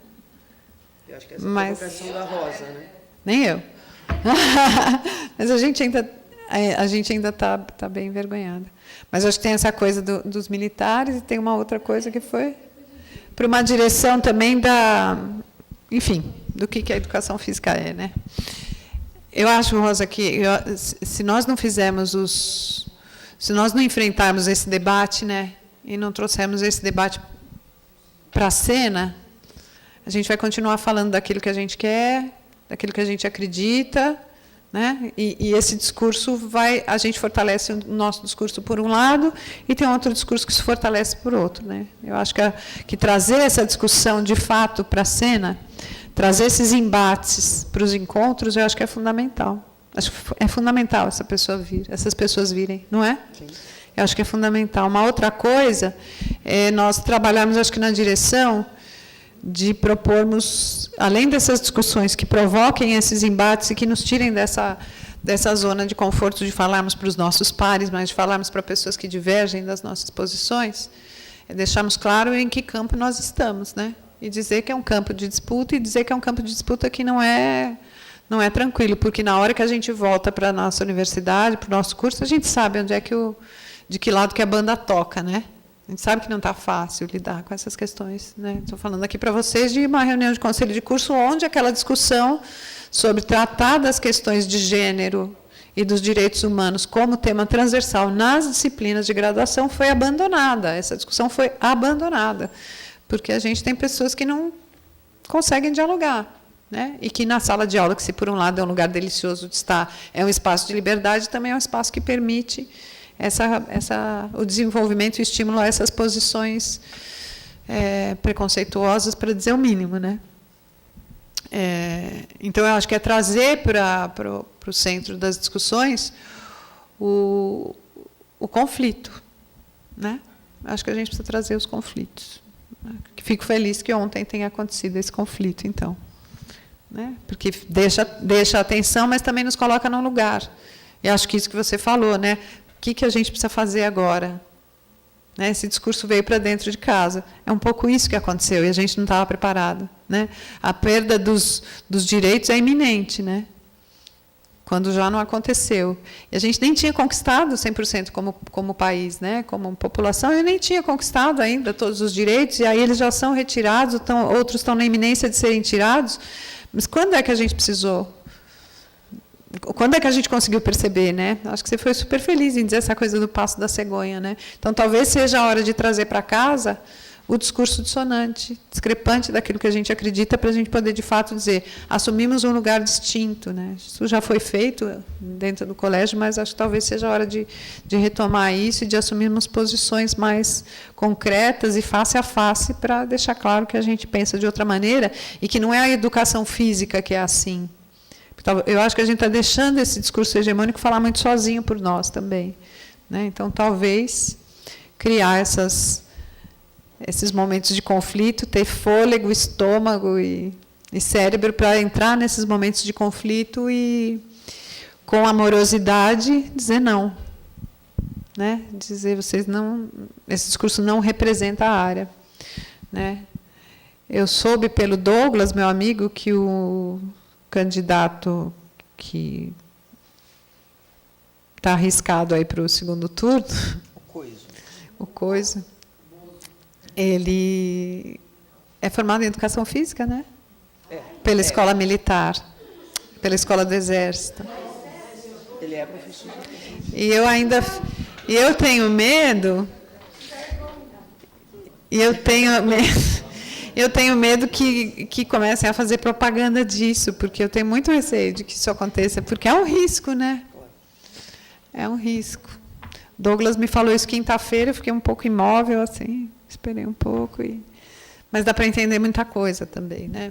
Dá para entender muita coisa. Então, eu acho que talvez eu consiga enxergar agora, né? Eu não sou uma pessoa super vinculada àquilo que vocês têm feito aqui no colégio e tal, mas entender que talvez seja a hora da gente trazer mesmo esses discursos dissonantes e falar face a face no que a gente acredita, o que a gente acredita. A gente não tem conseguido muita articulação em outros campos. Quando eu fui pro ano passado na reunião do pessoal no Congresso Brasileiro de Atividade Física e Saúde, né, do pessoal da associação, foi interessante porque eu fui falar da ideia da saúde da atividade física como direito e fui falar de pesquisa qualitativa, mais radicalmente qualitativa, e não é usual ali naquele campo da atividade física e saúde, porque o discurso é ainda muito epidemiológico, né, mas eu senti um espaço ótimo de fala ali. E falei em momentos subsequentes a pessoas que tinham posição radicalmente contrária à minha. Então, eu acho que isso é muito positivo. Eu acho que esse discurso, essa crítica precisa voltar a acontecer e a gente precisa olhar olho no olho dessas pessoas para desconstruir esse discurso com argumentos mais fortes, com argumentos que afetem a comunidade de uma outra maneira e que consigam afetar, inclusive, aqueles que pensam de modo diferente da gente, né? Eu acho que é isso. Penso um pouco assim. Obrigada, viu, Rosa? Prazer. Bem, então, eu queria agradecer mais uma vez a Marília, agradecer aí a Elaine e ao grupo, né, que toca a secretaria por esse convite, né. No primeiro momento, eu achei um convite assim, meio presente de grego, né? Vim de sábado de manhã. Mas aí, quando era a Marília, aí já melhorou, e agora, com essa fala, melhorou mais ainda, né? Ontem nem bebi, só tomei água para poder vir. Mentira. Mentira. Brincadeira. Mas, então, agradecer, né? E eu queria passar mais uma vez a palavra para a Marília, para ela fazer, então, a fala final, e depois agradecer aí a presença, né, honrosa, né, e resistente de vocês, e acho que tem mais uma atividade, né, em seguida. Então. Solicitar que as pessoas não saiam em seguida, porque tem uma atividade que vai ser breve, meia hora, provavelmente, mas seria importante a presença de vocês. Só queria reiterar o meu agradecimento a todas vocês, pessoas queridas. É muito bom falar. A gente acha ruim, né? Ai, meu Deus, vou falar, não sei o que falar. A gente fica ansiosa. Eu sou ansiosa pela própria natureza, mas muito bom estar aqui com vocês. Acho que a gente se alimenta, né, de um espírito de alegria, de positividade, apesar dos pesares. Silvia, super obrigada. Olívia, super obrigada. Bom estar com você sempre. Elaine, obrigada por tudo. E que a gente tenha fôlego, né? Adorei essa fala do passo da cegonha. Vamos lá, né? Talvez seja o momento mesmo da gente parar e de perceber que nós estávamos tranquilas demais, né? De que a vida depende de uma vigilância cotidiana, diária, de redes de afeto, de redes de aproximação e de não termos medo de enfrentar aquelas pessoas que pensam de modo diferente da gente, olhando o olho no olho e dizendo que a gente sabe porque tem as posições que tem, né? Vocês renovaram isso em mim hoje de manhã. Obrigada, gente. Obrigada, gente.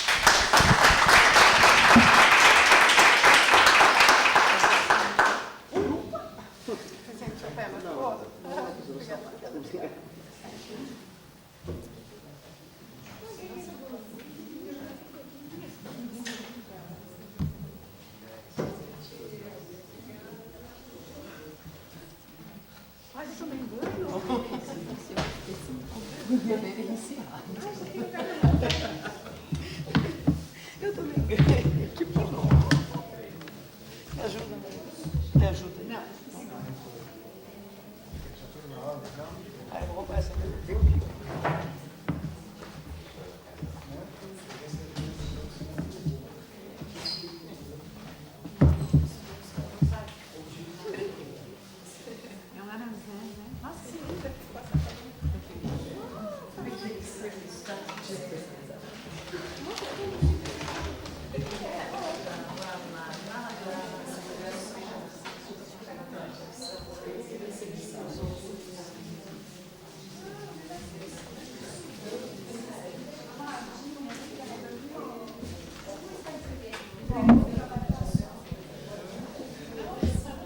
Bom, você fica nesse assunto, pessoas não vão procurar o que fica.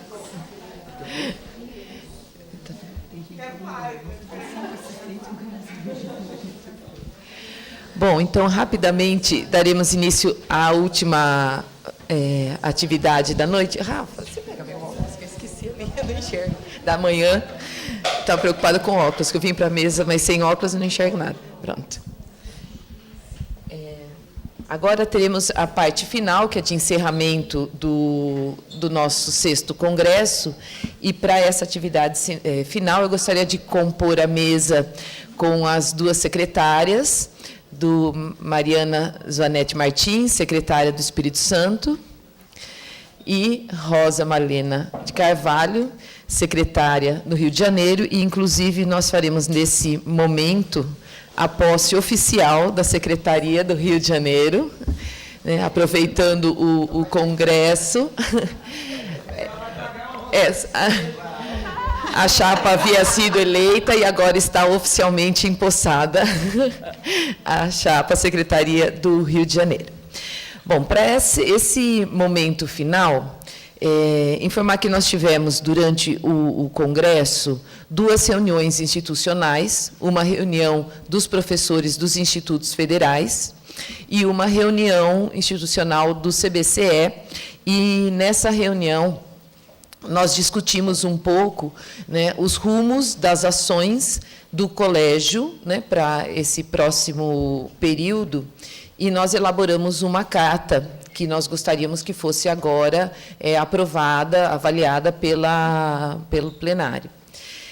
Essa carta é composta por 3 partes, uma primeira parte localizando o Congresso nesse contexto atual, na segunda parte, o contexto atual em que nós estamos, então, alguns pontos sobre esse contexto, e uma terceira parte composta por algumas ações que nós tiramos dessa reunião, juntamente com a Larissa, representante da ADN, para esse próximo período. Então, eu vou ler a carta para vocês, para apreciação do público. Carta do 6º Congresso Sudeste do CBCE. Nesse ano de 2018, entre os dias 20 e 22 de setembro, realizou-se na Faculdade de Educação Física da Universidade Estadual de Campinas, a FEF-Unicamp, o 6º Congresso Sudeste do Colégio Brasileiro de Ciências do Esporte, que tratou do tema Desafios da Intervenção Profissional em Educação Física, Esporte, Saúde e Lazer. Somaram-se cerca de 200 inscritos de diferentes estados da região Sudeste e também de outras regiões. Os debates suscitados pelo tema do evento levantaram questões que interferem, direta ou indiretamente, nas diferentes possibilidades de formação e atuação em educação física e ciências do esporte, como a divisão entre licenciatura e bacharelado, a presença do CREF e CONFEF, projetos como a Escola Sem Partido e a reforma do ensino médio. De maneira mais ampla, o atual contexto sociopolítico que passamos, evidenciado na presença de relações pouco democráticas pela retirada de direitos, pelo sucateamento dos serviços básicos de assistência, como educação, saúde, segurança e lazer públicos, gera clima de medo e desconfiança e tem influenciado não apenas na atuação profissional, como também na própria condição de vida do cidadão.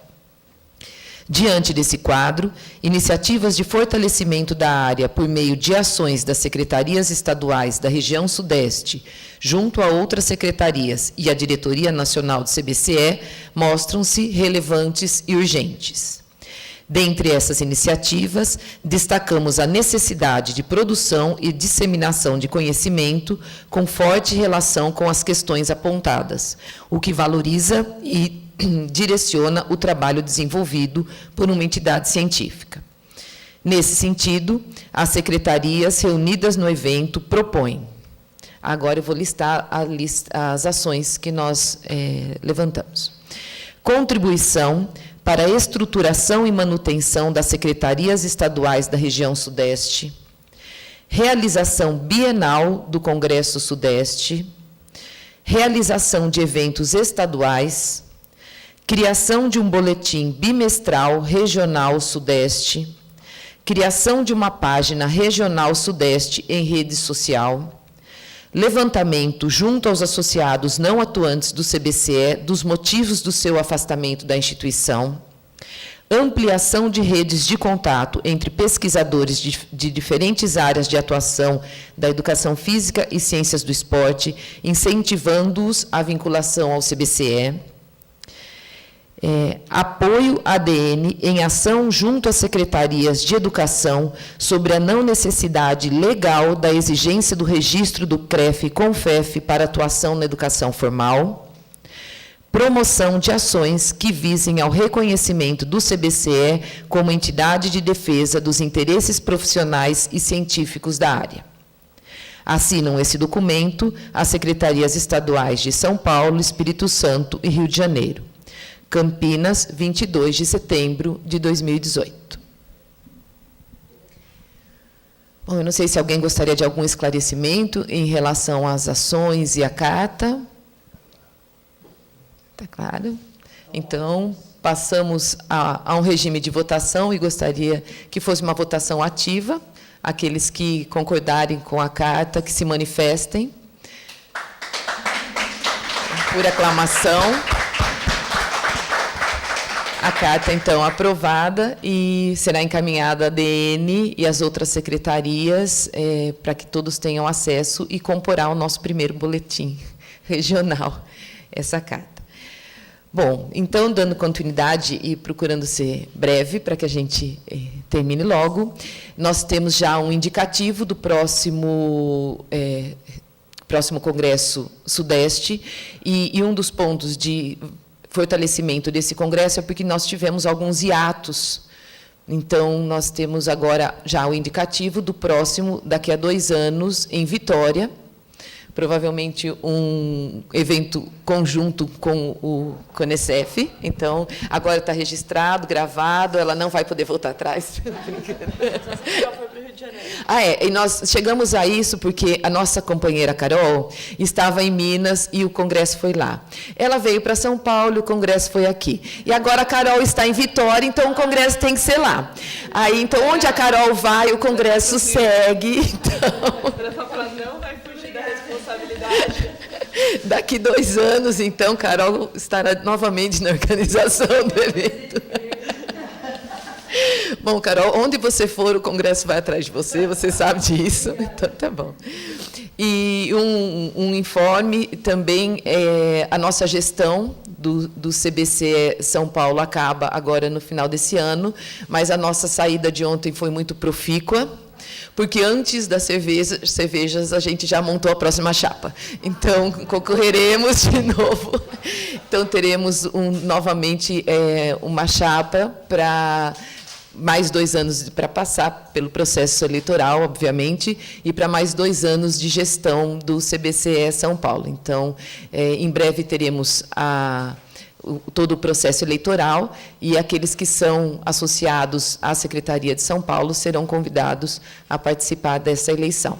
E se caso entre os presentes alguém não seja associado, nós convidamos a que conheça o colégio e entre na página, saiba das ações e que se associem, porque em virtude até daquela conversa toda que tivemos ontem na mesa da noite, o nosso colégio precisa ser forte, não apenas científica, mas politicamente, para fazer frente a todos os enfrentamentos que são colocados em relação aos nossos direitos, porque nós conhecemos os nossos direitos, certo, Marília? E o ano que vem o Combrás será em Natal, então esperamos encontrá-los todos nessa ocasião. E para fechar, né, esse momento. É só falar do fórum que vai acontecer, que é um... Vem informar você, por favor. Acho que é importante. Bom, eu fui elevado à 9ª potência, né? A gente tem um fórum, né? Ontem o Lino tocou nesse assunto, o Edivaldo também. Nós temos um fórum da área sociocultural e pedagógica, a gente vem tentando, um fórum nacional, a gente vem tentando fazer uma resistência, né? Ao não descredenciamento, ao tensionamento dos critérios da área 21, quer dizer, aqueles que permanecem na educação física e aqueles que não permanecem, a gente tem convidado a discutir, né, para tentar trazê-los de volta, porque a gente entende que é por dentro que a gente vai conseguir, ou pelo menos tentar conseguir uma mudança. Então, o ano passado nós fizemos o 4º fórum aqui dessa área, e esse ano nós vamos fazer em Porto Alegre. Então, o 5º fórum da área sociocultural e pedagógica vai ser no dia 12 e 13 de novembro. Então, estão todos convidados. Nós abrimos para submissão de trabalhos, né? E a gente propositalmente está chamando áreas distintas, né? A gente está chamando o pessoal da biodinâmica, a gente está chamando o pessoal do que a gente chama aqui de adaptada, a gente está chamando outras áreas do conhecimento que têm os mesmos problemas que nós, né? A gente está chamamos a saúde coletiva, chamamos a educação, porque a psicologia experimental tem pressionado a educação, e chamamos um programa, lá o programa interdisciplinar da UFMG, que me parece ser o único no Brasil que tem uma experiência exitosa, né, de manter uma diversidade, né, e conseguir sobreviver, enfim. Então, a gente está querendo aprender um pouquinho com isso. Então, estão todos convidados, né, por favor, divulguem. Tem submissão de trabalho, né? E a gente encaminhou a todos os coordenadores, né, dos programas de pós-graduação. Não sei se eles vão divulgar ou não, porque hoje 90% dos coordenadores dos programas de pós-graduação não são da área sociocultural e pedagógica, tá? Mas, se alguém quiser, a Elaine, peço para a Elaine, então, eu vou te encaminhar, Elaine, o link. Divulga na página do CBC São Paulo. E está na página da... Está na página do colégio, está na página da DN, né? E da faculdade aqui. Sim, da educação física. Acho que aqui não. Tá? Tá? Achei ontem. Ah, é. Achei que estava... Porque eu divulguei no meu Facebook. Aqui a coisa é meio difícil da gente divulgar, mas enfim. Então, obrigado. Bom, na mesa de abertura, a gente teve a oportunidade de agradecer às instituições, entidades que apoiaram o evento. E, nesse momento, eu gostaria de agradecer à nossa equipe. Foram alguns dias, semanas, meses, mas, principalmente, nessas últimas semanas, de um trabalho bastante intenso para que esse congresso acontecesse da forma como aconteceu. Então, uma equipe pequena, mas que se empenhou muito para poder oferecer a vocês esses dias de estudo. Nós sabemos que não foi perfeito, houve problemas, mas a gente procurou, dentro do possível, minimizar esses problemas, e a gente espera que tenha ficado a contento, né, o congresso. A gente sabe da qualidade dos palestrantes e das pessoas que a gente convidou para vir, então essa parte a gente cuidou com muito carinho. Então, pedimos desculpa caso não tenha ficado exatamente da forma como era a expectativa, mas foi feito com muito empenho, com muito estudo, para oferecer o melhor, né, para que vocês pudessem usufruir bastante. Então, desde a escolha do material, a escolha dos locais e tudo, foi muito pensado e trabalhado. E, nesse momento, eu gostaria de chamar para uma lembrança muito simbólica. Dani e Flávia, que estão lá atrás. Todos são da nossa chapa. E da nova chapa também.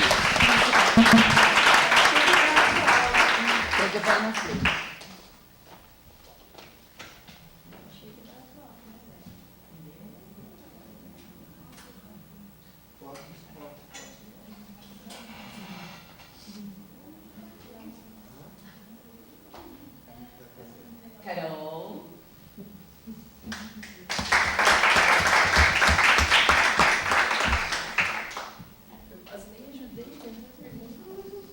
Mas você leva o resto do eu vou. Uma força aí. Se avisa quando você vai da próxima vez, viu, Carol? Hã? Porque o próximo A Vivi é a nossa secretária adjunta de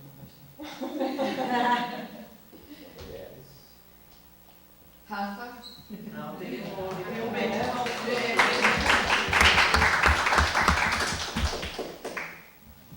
Gente, aqui nesse congresso, a gente descobriu assim, talentos. Né? O Rafa é excelente no layout. Vivi virou a nossa mestre de cerimônia oficial. A Flávia sabe cortar um bolo como ninguém. Então, todos os pequenos talentos que a gente precisou fazer, suprindo as múltiplas tarefas que o Congresso exige. Então, parabéns a vocês todos pelo sucesso do nosso evento. A Vivi que escolheu as bolsas, viu, gente? Amamos. Então, a gente gostaria de agradecer a vocês.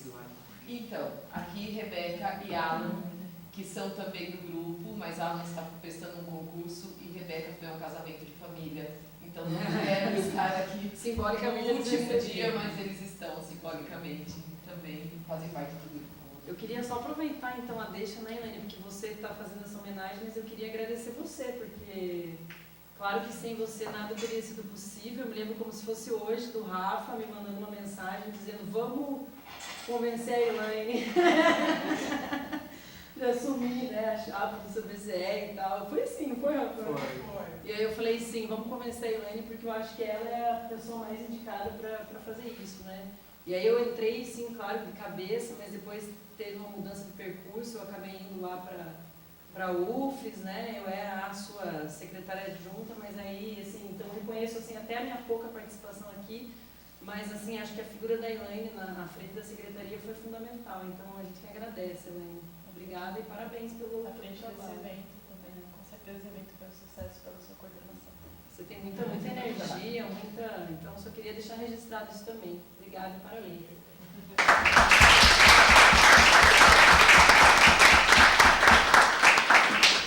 E agora, para os que ficaram até o final, nós temos sorteio de livros.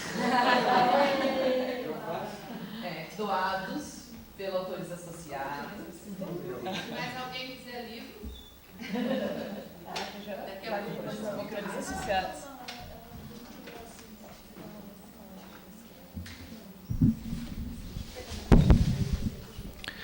Bom, gente, então são alguns exemplares que já foram doados ontem pela Autores Associados, parceira do evento. Nós temos quantos exemplares aqui, Elaine? 4, 5? 5 exemplares. Acho que a gente pode usar a mesma estratégia de ontem, pode ser?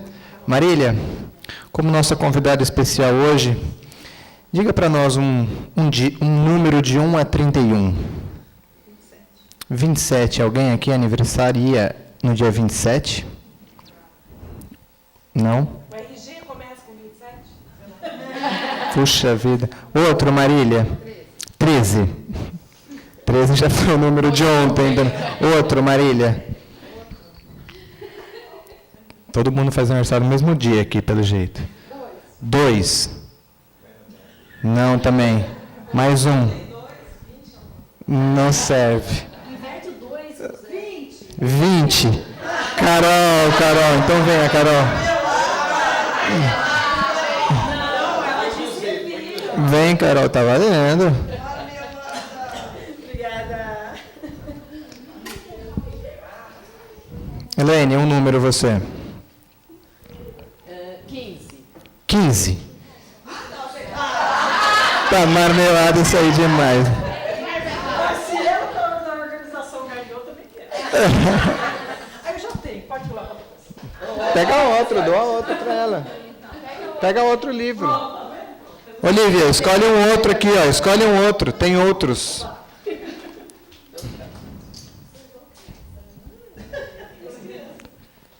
Número 28. 28. Alguém? Não? Olivia, fala o número você então.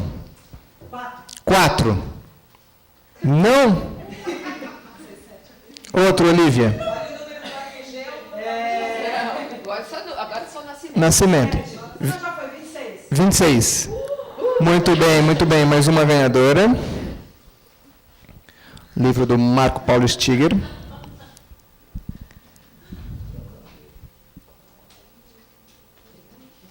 Vivi, um número. Não, deixa ela falar que ganhou. Isso, então vamos, diga para nós um número. Mas vale se você sabe o número da Bíblia. O número dela, ninguém vai falar, gente. Ela é do dia do ele, não, gente. Ai, meu Deus do céu. Não, gente, mas ela merece, porque quem nasceu no dia do ele não seria realmente hoje ninguém falaria. Posso falar 17?